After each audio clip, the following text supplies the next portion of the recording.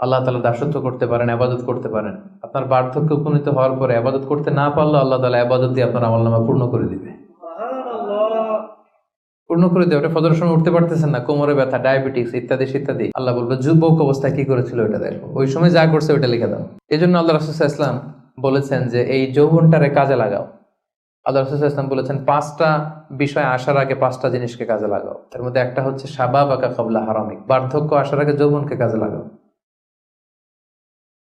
সিহহাতাকা ক্বাবলা মারাদিক, অসুস্থতা আসার আগে সুস্থতাকে কাজে লাগাও।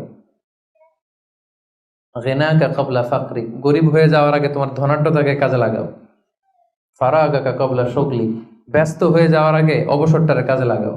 হায়াতাকা ক্বাবলা মাউতিক, মৃত্যু আসার আগে জীবনটারে কাজে লাগাও। এই জন্য যৌবনটাকে যেন আমরা কাজে লাগাই প্রিয় ভাইয়া।